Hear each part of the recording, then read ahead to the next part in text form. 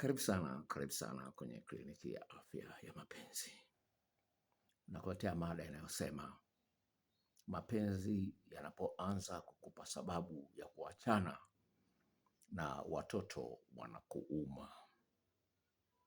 Katika video hii ya leo, ningependa ujifunze kwamba mahusiano uliomo, kama kweli unayapenda yaendelee, unao uwezo wa kuyabadilisha. Nasema hivi, kwenye video hii ya leo,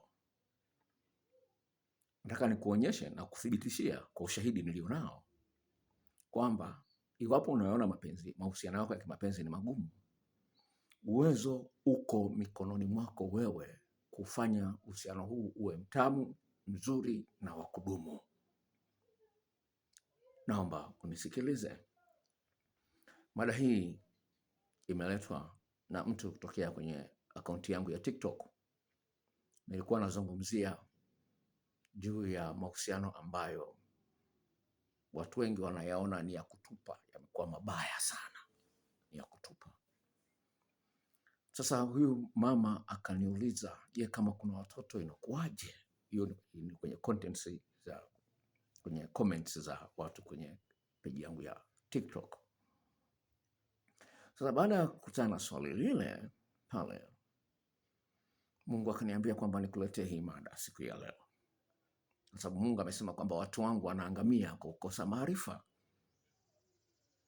Sasa unapokuwa kwenye uhusiano ambao unaupenda, unauthamini na usingependa uishie njiani,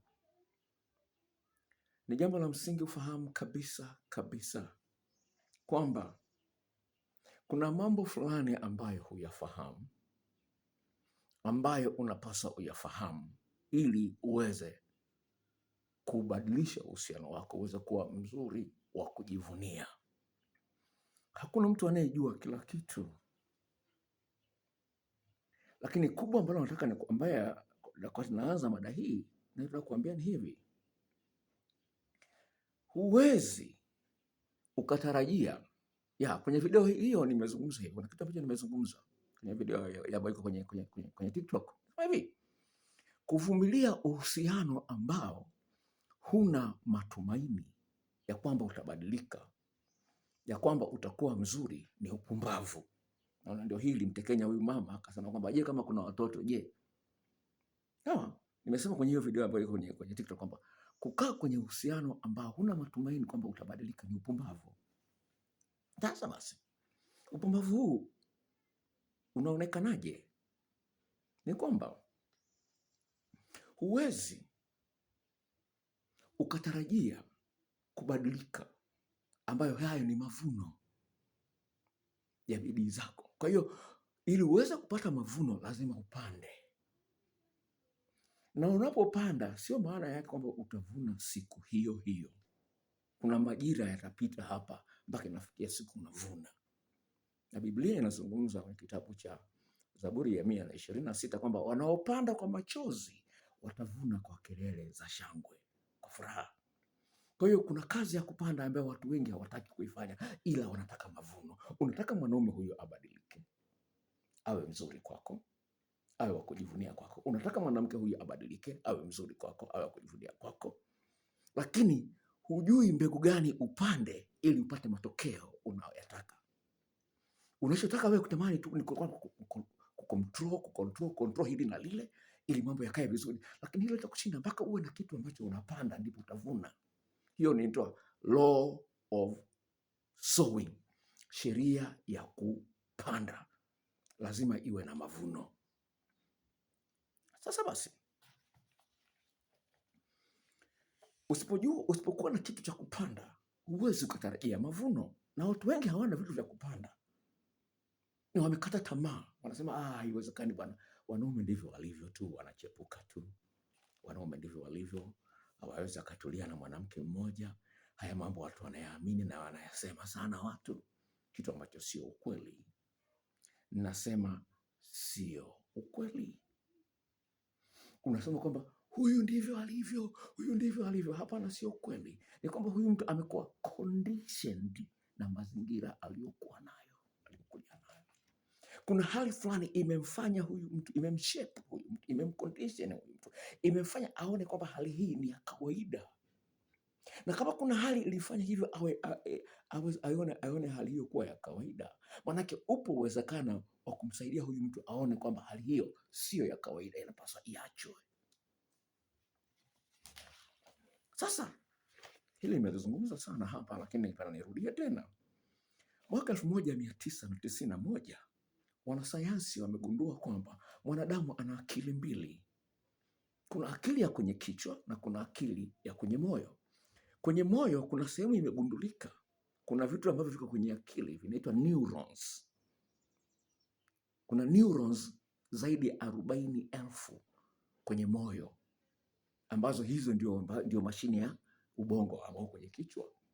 Sasa ili uweze kumsaidia mtu abadilike, lazima uweze kumsaidia huyu mtu aoanishe akili iliyoko kwenye moyo na ile ambayo iko kwenye ubongo. Wanaita brain coherence. Wengine wanaita heart and brain coherence. Wanaita heart and mind coherence. Na wengine wanaita brain and heart synchronicity. Sasa hicho ni Kiingereza. Sasa siuingize kwenye fomu darasa la Kiingereza hapa. Sasa kutokana na hali kama hiyo, basi kuna umuhimu sana wa watu kutambua mbinu ambazo wanapaswa uzitumie ili kuoanisha akili ya kwenye moyo na akili ya kwenye kichwa. Bwana Yesu alitarajia wanafunzi wake watakesha na yeye, watakuwa pamoja na yeye, lakini wakamwacha akalala. Kwenye kitabu cha Mathayo sura ile 26 mstari wa 41, Bwana Yesu akawaambia, jamani, bado mnalala? Bado roho iradhi, lakini mwili ni dhaifu. Sasa roho ni moyo. Moyo unataka mabadiliko, lakini akili ni dhaifu.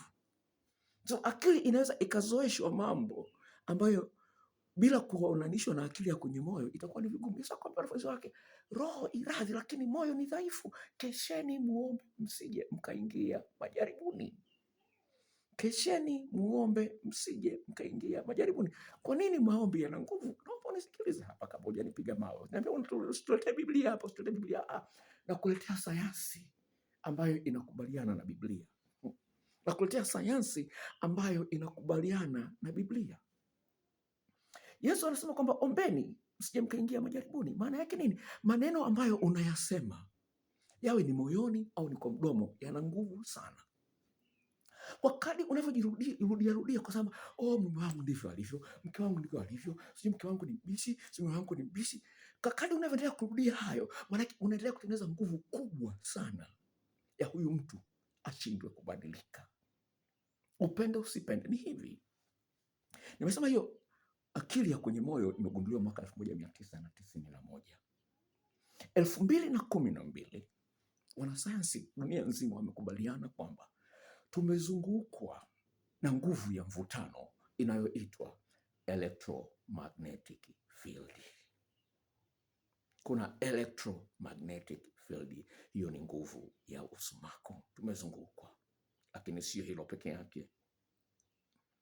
Sayansi vile vile imeona kwamba kwenye akili hii iliyoko moyoni ina uwezo wa kutoa nguvu hiyo ya usumaku ambayo inaitwa electromagnetic field, ambayo inakwenda duniani futi 5 hadi 8, inategemea na jinsi ulivyo.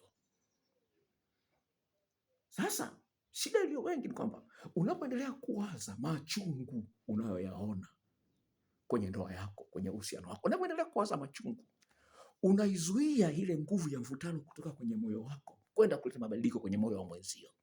Hebu fikiria mawimbi ya sauti ya mtu ambaye unaongea naye. Wewe uko Mwanza, huyu mtu unaongea naye yuko Dar es Salaam. Yanapita kwenye nini? Sauti ya huyu mtu ambaye yuko Marekani lakini unaongea naye WhatsApp hapa Tanzania, yanapita kwenye nini? Mawimbi ya TV inayorushwa Marekani, CNN, lakini yanafika hapa Tanzania, yanatembelea kwenye nini? Tunajua gari inatembea kwenye barabara, meli inatembelea kwenye maji. Mawimbi haya yanapita kwenye nini? Unaweza kuona jinsi gani ninavyokuambia sayansi inaingia hapo. Kwa hiyo kuna vitu ambavyo vinatoka kwenye moyo wako ambavyo vinaenda kusababisha mtu aendelee kuwa vile, kwa sababu unaamini kabisa kwamba huyu mtu ni mbaya. Ukishamwita mtu ni mbaya tayari huwezi kumsaidia huyu mtu. Sasa wataalamu wa sayansi hawa wamegundua mbinu ya kushauri watu ambayo inawasaidia sana, inaitwa ACT, acceptance cognitive therapy. ACT. La kwanza ambalo unapaswa ufahamu kwamba lazima ukubali kwamba huyu mtu ni kweli yuko hivi, ni kweli ananiumiza, lakini vile vile lazima ukubali kwamba mimi ninao uwezo wa kumsaidia abadilike. Sasa ndo nakuja hapa sasa kwenye pointi yangu. Lazima ukubali, kwa sababu hata Yesu amesema kwamba pasipo imani, Yesu amesema kwamba yote yawezekana kwake aaminie, kwenye kitabu cha kitabu gani sikumbuki, ni Mathayo kama sikosei. Amesema, Yesu amezungumza ni Mathayo 16:17 kama sikosei. Anyway, sema yote yawezekana kwake aaminie. Kwa hiyo haijalishi wewe ni Mkristo au sio Mkristo, lakini ile imani ulionayo ina nguvu ya kutengeneza usumaku, ya kuleta mabaya zaidi au mazuri zaidi. Kwa hiyo cha msingi kwamba lazima ujue kwamba inapaswa nipande ndipo nitavuna. Sasa nikuonyeshe sasa mbinu ambazo zinaweza kusaidia kujikwamua mahali hapo ulipo. Sio tu unakaa kwenye ndoa kwa sababu ya watoto wakati unaumia. Lazima uwe na uwezo wa kujua kwamba na uwezo wa kumbadilisha mume wangu au mke wangu akabadilika akawa mzuri kama nilivyomuoa mwanzoni. Uwezo huo unao, ili kwa sababu hujui, unabakia tu mtu kulalamika na kufuata tu stori za taarabu. Ndio. Sasa kwamba uwezo huo unao, na nitakupa ushahidi nao, na mashahidi kama 3 hapa nimewaweka wako hapa, watakao kuthibitishia waweze kubadilisha ndoa zao, no 4 kama sikosei. Sawa, ni jambo la msingi ufahamu kwamba uwezo huo uko mikononi mwako. Shida ni kwamba unaisikiliza sauti ya kushindwa. Kuna sauti ndani yako inakwambia, bwana, hili haliwezekani, hili ni gumu, hili sijui ni nini. Unaisikiliza sauti ya kushindwa. Kwa hiyo wakati unavyosikiliza sauti ya kushindwa, utaendelea kujiona mdhaifu, utajiona mnyonge. Wakati Biblia inazungumzaje? Kwa kitabu cha Yoeli sura ile ya 3:10, Mungu anasema hivi, aliye dhaifu na aseme mimi ni hodari. Hiyo Biblia, kitabu cha Yoeli sura ya 3:10, sema aliye dhaifu aseme mimi ni hodari. Jinsi gani unazungumza ndani yako maneno, jinsi gani unajiambia wewe mwenyewe, inaitwa self talk. Jinsi gani huko ndani unazungumza juu ya hali ulionayo, experience ulionayo. You can shape your own reality, wazungu wanasema. Unaweza kuitengeneza mambo yako, yani experience yako ikawa nzuri. Unaweza ukashape your own reality. Lakini self talk na ita negative talk, yale maneno ya kujikatisha tamaa, ndio hayo yamekuponza. Umeshindwa kupanda mbegu. Umeshindwa kupanda mbegu, lakini bado unataka tu mavuno mazuri. Lakini mbegu kupanda, umeshindwa kupanda mbegu nzuri. Unapanda mbegu mbovu, unatokanwa, unadharauliwa, unaambiwa hili na hili, unapanda mbegu mbaya, kwa hiyo unavuna mabaya. Kwa hiyo ukiona unatukanwa, ukiona mume wako kupendi, maana yake umevuna wewe mwenyewe, umepanda mbegu mbaya. Na unisikilize. Naongea nikiwa na ushahidi wa kisayansi. Sawa. Pamoja na wako ya Biblia. Naongea nikiwa na ushahidi huo. Ni yani huna sababu ya kubabaishwa na mtu. Huna sababu ya kubabaishwa na mtu yote yule. Lazima wewe uwe na nguvu ya kumvuta huyu mtu aone kukupenda wewe, kukuthamini wewe ni kwa faida yake yeye mwenyewe. Wataalamu wa sayansi wanasemaje? Wanasema hivi, facts does not change a person. Unaweza kuwa na ukweli wote, sababu zote nzuri, kwamba nimemfanyia hili, mwenzio hazioni. Kwa hiyo lazima ujifunze jinsi gani ya kufanya ajisikie ndani yake, sio aelewe kwenye kichwa. Wewe unataka kumsaidia aelewe, wakati unachotakiwa utengeneze kitu ndani ya moyo wake ambacho kinamsukuma aone sababu ya kufanya kubadilika. Sasa emotion, hizo hisia ni emotion. Wazungu wanaita emotion ni energy in motion. Energy in motion, hiyo ni emotion. Kwa hiyo ni nguvu ambayo inatembea. Kwa hiyo jinsi gani ya kumtengenezea mwenzio hisia ndani ya moyo wake, aone hivi, kwa nini namtesa mume wangu? Kama kaka mmoja aliyotokea Biharamulo, Akaniambia, dokta, nilikuwa sijui kama namtesa mke wangu kwa kutoka Biharamulo. Anaambia, dokta, nilikuwa sijui kama namtesa mke wangu. Unaweza kuona jinsi gani ilivyo sasa. Nikupe mfano mmoja. Hii ni sayansi. Kwa mfano, wataalamu wa sayansi wamethibitisha kwamba kumhagi mpenzi wako kwa sekunde, sio dakika, kwa sekunde zisizopungua 20 kunasaidia kuboresha ndoa hiyo. Kumhagi tu. Wanapoenda kazini wamemhagi kwa sekunde 20. Anaporudi kutoka kazini wamemhagi kwa sekunde 20. Hizo tu zinasaidia kumfanya mtu ajisikie anapendwa, anathaminiwa. Kwa hiyo ni vitu vidogo. Lazima sekunde 20 sizungumzii. Sekunde 20. Sekunde 20 imetafsiriwa kisayansi. Sasa hilo watu wengi hawaliangalii. Wanaangalia tu mume wangu anachepuka, mke wangu ni mbishi, lakini hili limemshinda kufanya, la kuhagi limemshinda. Kumtamkia mtu kwamba unampenda, unapata shida. Kwenye message unamtamkia. Unasubiri yeye akuambie kwamba anakupenda ndio wewe useme mimi me too, na mimi pia nakupenda. Lakini wewe kuanzisha kumtamkia nakupenda, unapata shida, unapata uzito. Kwa hiyo huo uzito ulionao ndio unaifungia mlango, inawekea ukuta ile nguvu ya mvutano ya kufanya huyu mtu asaidie ajisikie kubadilika kutoka ndani. Hiyo internal locus wanaita wenyewe wataalamu wa saikolojia, wanaita internal locus. Yaani ni sehemu ya ndani ambayo inaweza kumgeuza mtu. Inaweza kumgeuza internal locus. Yaani kuna ka switch huko ndani ya moyo. Ukikaswitch vizuri, kabonyeza vizuri, mtu anaona umuhimu wa kubadilika. Anapiga reverse. Rudi kule nyuma tulikoanza, nimpende kama mwanzoni. Kabla sijaendelea, nikuletea mashahidi. Nilionao hapa. Huyu ni mama, mume wake ni mtumishi kanisani. Sizungumzi kama ni mchungaji au ni askofu au nini, na yuko kwenye mabano hilo. Sawa. Nimemsave hapa mama Mrs. Mtumishi. Sikiliza. Chati zetu hizi hapa. Sawa. Chati zetu hizi hapa. Iko kwenye inbox ya kawaida, sio WhatsApp. Sikiliza. Akaniambia hivi, dokta, habari yako? Naomba namba yako ya M-Pesa nikutumie muda wa maongezi. Kuna kitu nahitaji unishauri. Akatuma hela, nikamtumia namba, nikaongea naye, ndo akaniambia mume wangu ni mtumishi kanisani na nini. Akaongea mambo mengi sana. Akasema mimi ni mama wa miaka 43. Ni mlemavu wa meno, ana mapengo. Nilimwomba picha yake ya WhatsApp. Anasema kwamba ana mapengo. Sio mapengo, sio mazito sana. Ana mwanya tu, ni mkubwa tu hapa. Sawa. Akasema mimi ni mama wa miaka 43. Ni mlemavu wa meno. Meno yangu yamepandana. Kwa hiyo ninakosa ujasiri hata kucheka na mtu yeyote. Unaweza kujua au kufahamu matibabu yake? Nikampa maelekezo na nini na mahali pa kwenda na nini. Sasa basi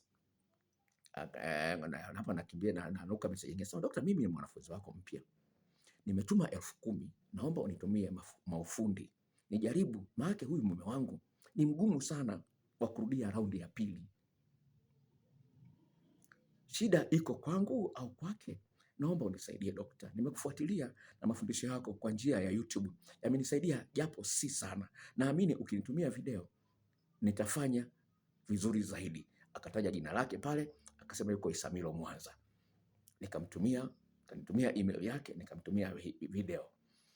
Baada ya siku 2 ananitumia message hii. Anasema hivi. Ngoja ni chat. Dokta, kama haya mafundisho yako ni dawa ya ajabu sana. Maana ni dawa inayofanya kazi kwa haraka sana. Huwezi amini. Nilimfanyia yale ya kulamba korodani. Ameita makengele. Ameita makengele hapa, sawa? Sawa. Samahani nimegusa message nyingine hapo. Nimekwenda mbali. Asema dokta alikoroma, akaanza kunena kwa lugha. Dokta. Yaani aliniacha nianze kushangaa. Na mlokole huyu. Mwisho alikuwa anajilambalamba midomo kama mtu aliyelambishwa asali. Yaani wewe sijui nikupe jina gani. Nikamwambia Bwana asifiwe na ubarikiwe sana. Akasema amina kubwa. Kwa mara ya kwanza dokta, tumefanya raundi 3. Hadi leo tumechelewa ibada. Dokta, ni tamu mno. Leo ni siku gani? Leo ni Jumanne. Nilimtumia video hizi Ijumaa. Kwa hiyo Jumamosi na Jumapili ameona haya matukio. Jumapili amechelewa mpaka ibadani. Anaendelea kusema ni kweli dokta, lakini shida yangu kubwa ni mbishi.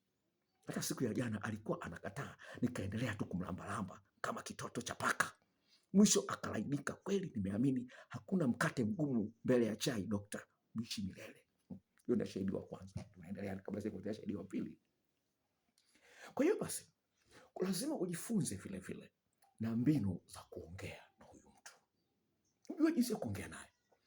Kwa sababu unaweza kuwa unaongea kumbe unajisababishia matatizo bila kujua. Biblia inazungumza hivi. Kwenye kitabu cha Mithali sura ya 12 mstari wa 14 inasema hivi: mtu atakula matunda ya kinywa chake na atashibishwa mema kutokana na ulimi wake. Lips zake ametumia lips. Biblia inatumia Biblia asema atakula hivyo. Na imerudiwa tena kwenye Mithali sura ile ya 18 mstari wa 20. Mtu atakula mavuno ya midomo yake, atashibishwa na mavuno ya ulimi wake. Kwa hiyo jinsi gani unaongea na mzee? Unasikia msemo unasema kwamba kauli yako imekuponza. Unasikia msemo kauli yake imemponza, au yule mtu ana kauli mbaya. Je, kusikia kitu kama hicho? Kwa hiyo lazima ujue jinsi ya kumjibu mtu. Kuna watu tu wana hasira. Sawa? Kuna watu wana hasira. Hata jibu tu ovyo ovyo. Kama jana nilikuwa nimepanda bajaji. Sasa bajaji kapaki mahali fulani pale mbele kuna bodaboda. Mimi nikaingia. Sawa, nilipoingia yule bodaboda sasa amemzuia yule bodaboda nini bajaji haiwezi kaondoka. Sasa wakaanza kurushiana maneno pale. Sasa abiria mmoja akasema, bwana dereva, watu wana hasira za maisha. Akasema hivi, watu wana hasira za maisha. Kwa hiyo kuna mtu ana hasira zake. Sasa mtaalamu mmoja ambaye ni bingwa katika masuala haya mahusiano, communication, mawasiliano, anasema hivi, mtu yule unayemuona unaongea naye sio yeye. Sawa? Unaongea na mtu ambaye amekutana na magumu mengi sana huko nyuma. Amekutana na magumu mengi sana ambaye amesababisha awe na hasira. Amesababisha aone ni kawaida kujibu watu namna hiyo au kuwaambia maneno kama hayo.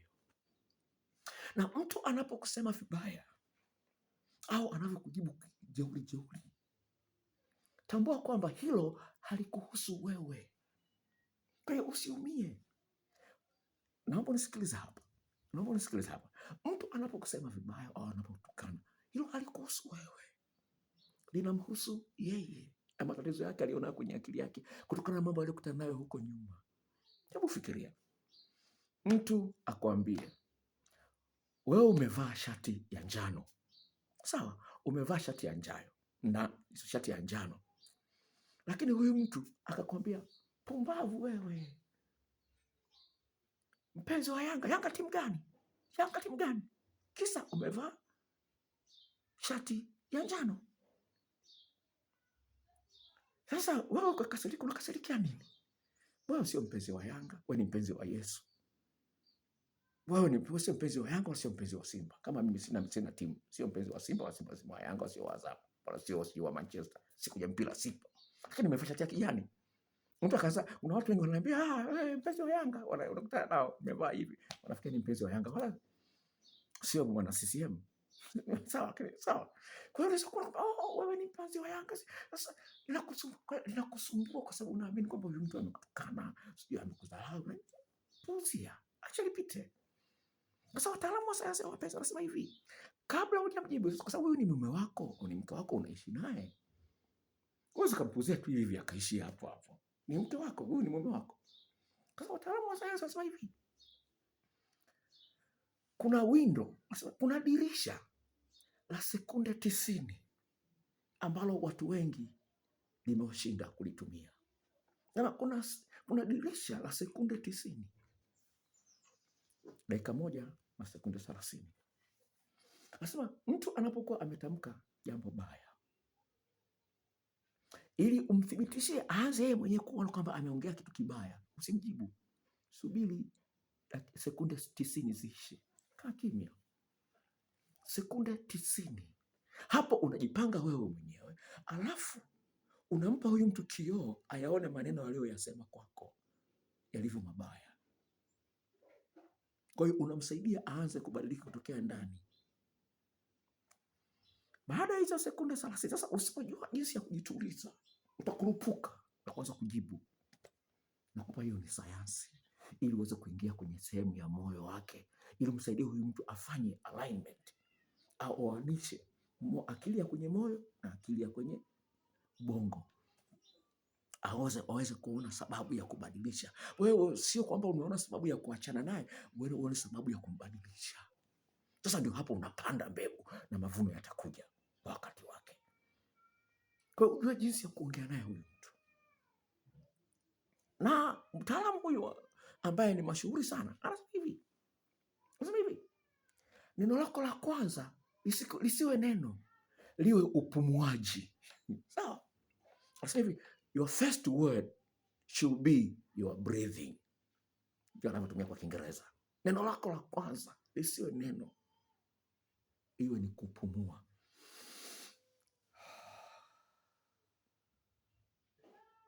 Mpaka sekunde hizo 90 zinakatika, alafu anamwambia, tafadhali, hivi umelizungumza hili unataka kuniumiza au kunisaidia nikuelewe? Hivi umelizungumza hili unataka kuniumiza au kunisaidia nikuelewe unachokitaka? Alafu unatulia tena. Usikurupuke. Hadi maisha yako. Kwa nini wakuharibie moyo wako? Ndio maana Biblia ikazungumzaje? Kitabu cha Zaburi 119 mstari wa 165 inasema hivi, wana amani nyingi waipendao sheria yako, wala hawana la kuwakwaza. Wana amani nyingi waipendao sheria. Alafu Yesu akasemaje? Akaongelea msumari hapo. Akasema hivi, utaifahamu kweli na kweli itakuweka huru. Sasa utaifahamu kweli. Kwa hiyo basi, sio kwamba wewe ni mbaya, sio kweli. Sio kwamba wewe hufai, ndio maana anakufanyia vituko hivyo vyote. Sio kweli kwamba wewe sio mzuri, ndio maana anakufanyia vituko vyote, anachepuka. Sio kweli kabisa. Kama ni kweli, kwa nini alikuoa mkazaa naye mpaka watoto hao wote? Kama wewe ni mbaya, kwamba wewe hufai, sio kweli. Kwa hiyo hilo wazo la kuachana naye litakufa. Kwa sababu gani? Unayo gia ambayo unaipanda. Kuna mbegu unaipanda katika jinsi unavyoongea naye. Haleluya. Umenielewa? Kwa hiyo ili uweze kuvuna lazima upande. Kwa hiyo panda utulivu, sio uvumilivu. Sawa? Sasa watu wengi wanasema, ndoa ni kuvumiliana. Ndoa ni kuvumiliana. Hamna. Panda upole, utulivu, sio uvumilivu. Sasa watu wengi wanasema tena panda uvumilivu. Jamani, ndoa ni kuvumiliana. Ndoa ni kuvumiliana, upumbavu.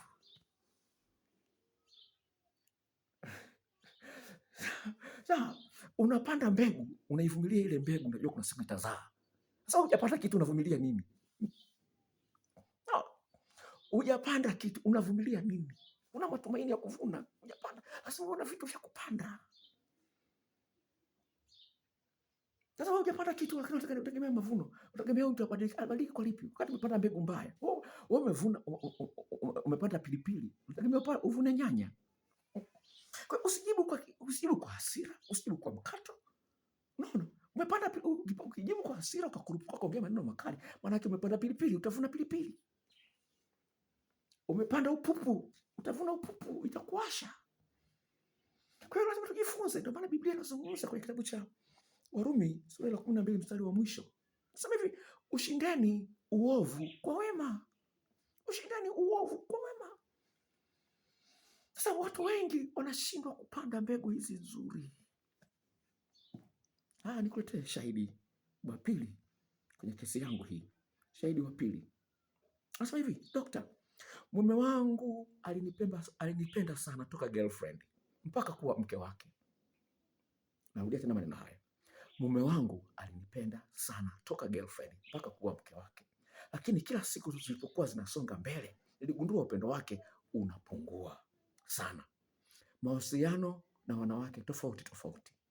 Nilipambana sana, ila nikafikia kugonga ukuta. Na jawabu lake kubwa, mke wangu nakupenda, lakini matukio hayaishi matukio dokta. Sasa siku nilipoona video zako ilikuwa ni siku ambayo nilikuwa nataka nifanye maamuzi magumu, kuchukua uamuzi mgumu wa kuachana naye, maana hii ndoa niona imeshanishinda.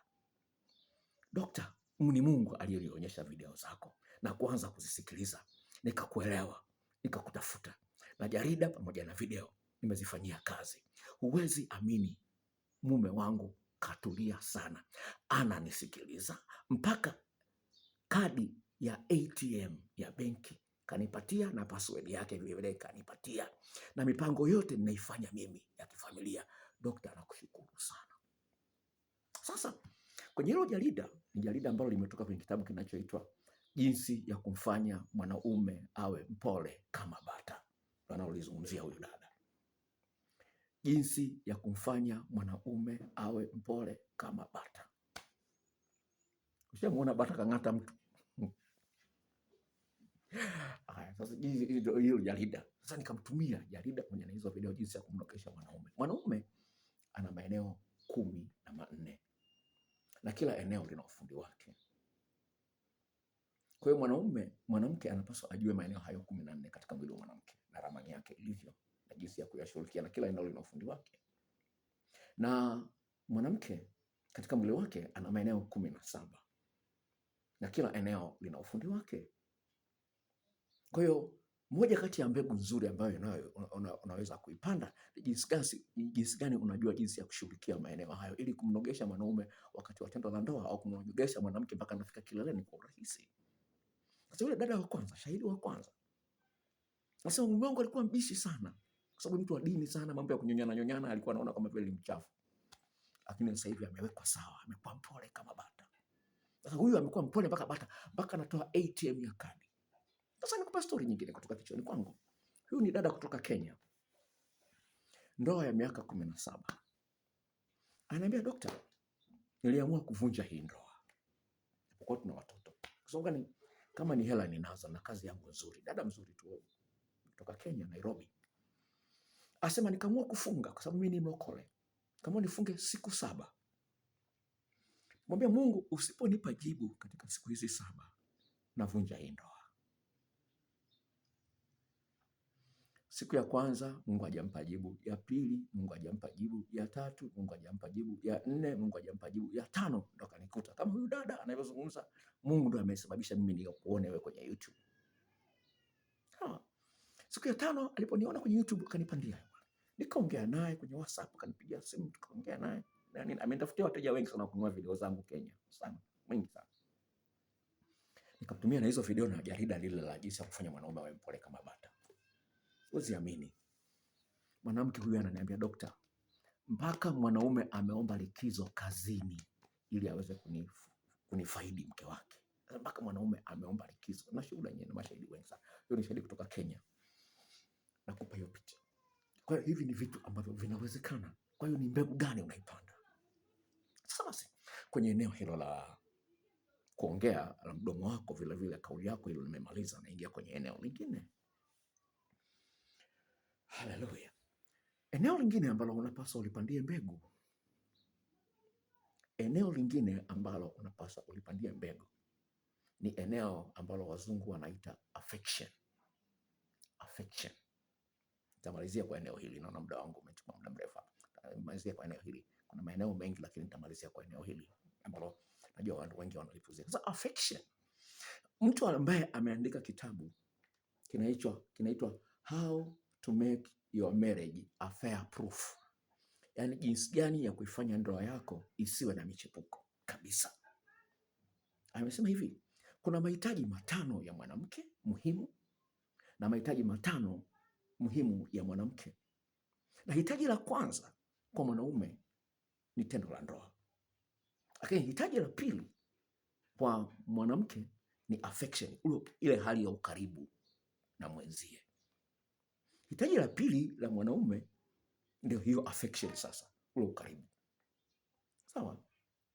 Kuna ingine, kuna zawadi, kuna vitu vinaingia hapa. Sasa hii affection ni jinsi gani unajenga ukaribu na mwenzio.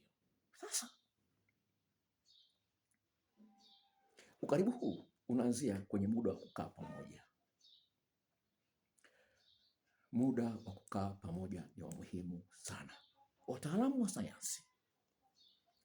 wa sayansi wanasema hivi, mnapokuwa mnakaa pamoja, mnaongea bila kuwepo na simu na kuingilia kati, bila kuwepo na TV, mnasababisha kichocheo cha oxytocin kutoka kwa wingi kati yenu nyinyi wawili, ambacho kinasababisha umpendelee yule uliyemzoea kuliko yule ambaye hujamzoea. Lakini sio peke yake, kichocheo hicho cha oxytocin kinatoka kwa wingi zaidi wakati wa tendo la ndoa.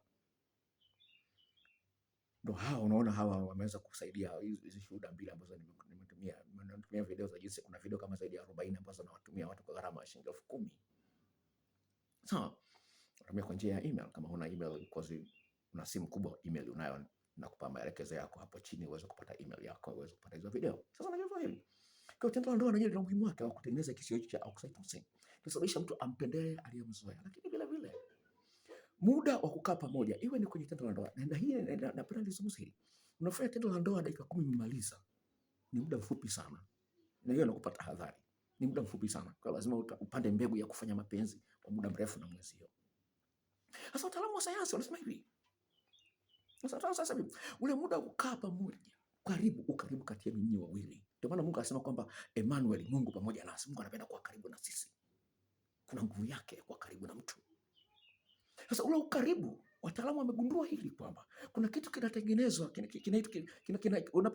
unapojenga ukaribu, muda wa kukaa pamoja, mnaongea, mnachati, mnachekeshana, na hata mnapolambana kitandani, mnapofanyana masaji, yana nguvu ambayo ni ya ajabu sana.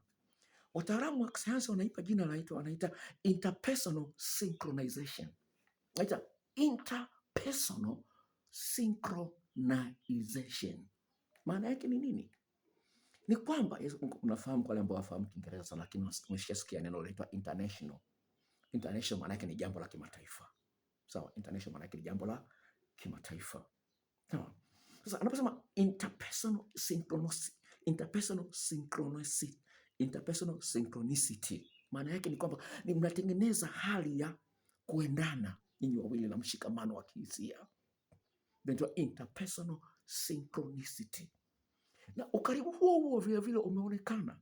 Mnaweza kuwa mnatembea pamoja hivi, hamjapanga kwamba tunatanguliza mguu wa kushoto, hamjapanga, lakini baada ya muda, kutokana na hii interpersonal synchronicity, baada ya muda mtakuwa mnakuta wote mnaanzia mguu wa kushoto, mnafuata wa kulia, wa kushoto mnafuata wa kulia. Lakini sio peke yake, marafiki ambao wamekuwa wanafanya kazi pamoja na wako karibu na ni wanawake, baada ya muda ya ule ukaribu walionao, tarehe zao za hedhi za kuingia period zinaanza kufanana.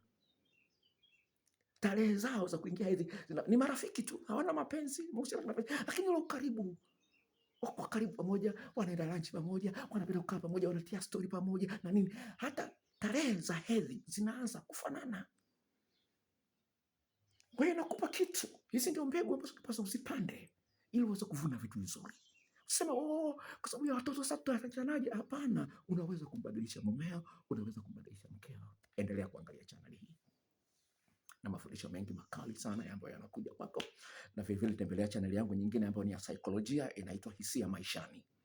Utajifunza mambo mengi ya kisaikolojia hapo, inaitwa Hisia Maishani. Tafute, ina channel ya saikolojia pekee yake, naweka vitu vingi vizito kule, jinsi ya kuishi na watu aina mbalimbali, iwe ni kazini, iwe ni majirani.